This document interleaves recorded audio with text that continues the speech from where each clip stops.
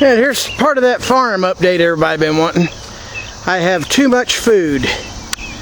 Look at this. This is just one limb on the peach tree. And that's just too much. So what we wind up doing is right here. Let me get this in the camera. Anytime they're touching together, I just go ahead and thin them out. Basically what I'm doing here is, just throwing food out on the ground. This is what happens when you have honeybees. It makes your fruit fruitful and multiply. But if you see right here, there's like 3 of them in one thing. Generally what I'll do is I'll try to separate them. That way the fruits aren't touching, and it's one less place for a rot to appear. So just wind up throwing it on the ground for the chickens to get. I mean, otherwise there'll be so much fruit on these limbs it'll actually break the limbs of the tree.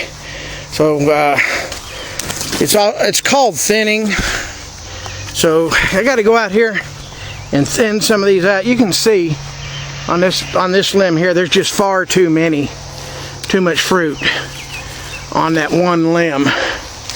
So I have to break some of it off in order to get better fruit. Just thinning them out and throw it on the ground here. What happens when you got too much food? And all these trees are slap full of peaches. There's 2 more trees down there. And this other tree over here. Let me zoom in on it.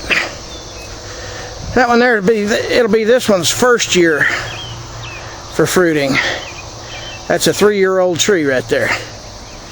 So these are contenders, is what the type of peach tree it is.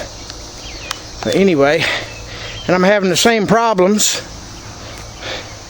with these trees up here by the shed. Yeah, I'll just zoom in so I don't have to walk up to it.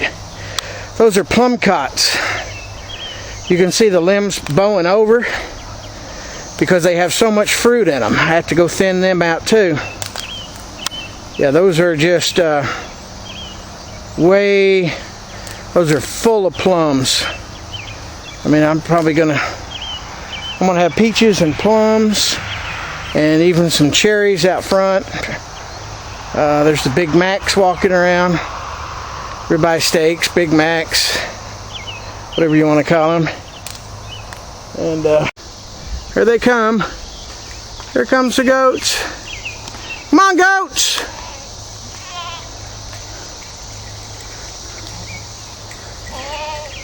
Goats!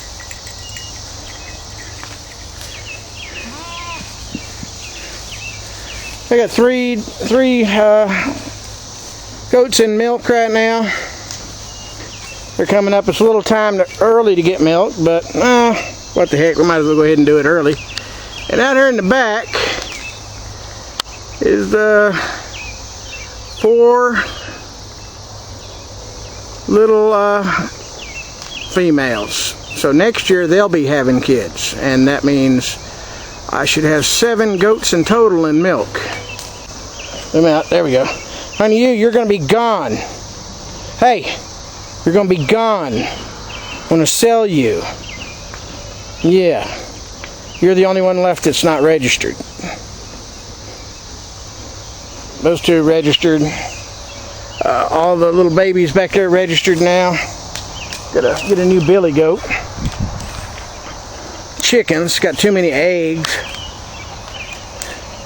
I just got too much food around here, man. I'm producing way more than I can eat. Yeah. Need to find me an old lady with some children. Come out here and eat all this stuff. Nah, maybe not the children. Okay, I learned from last year's raised bed garden not to plant the tomato plants so close, because these things grow like wildfire, and I put it close to the house. So I'm going to put a gutter and let capture water for them. And I got, let's see, 5 different types of tomatoes. I got some Cherokee heirlooms. All these right here are heirlooms. And a couple of big boy hybrids over there. So, yeah, that's going to put more tomatoes than I can eat. And, you know, I'll can a bunch of them. You know, I'll can some, but like I say, it's only me here, so I don't go off real big on the growing and stuff. And the old raised bed garden that's up by the road, I didn't plant it. Like I say, I don't really know too much of what to grow. I'm probably just going to put garlic in it or something, because I do use a lot of garlic. But there's up front, there's 2 more peach trees. They're not going to fruit this year. They will fruit next year, though, start fruiting. Those are called True Gold peach trees. Of course, the cherry trees are doing good.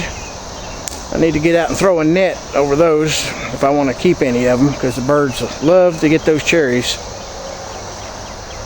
And I actually had a couple of fruits this year on the mulberry trees. I got 3 mulberries up there, and believe it or not, I wasn't expecting them to fruit this early, but 2 of them actually had a couple of little fruits on them. So that means next year, 2012, I'll be having all kinds of fruit around here for the end of the world. I'd like to put, as good as those are growing right there, I think I'm going to go ahead and order a couple of more of those plum cot trees, because they just grow like crazy here, and about 2 more of them wouldn't be bad. You know, hey, if poo ever hit the fan, I'm sure I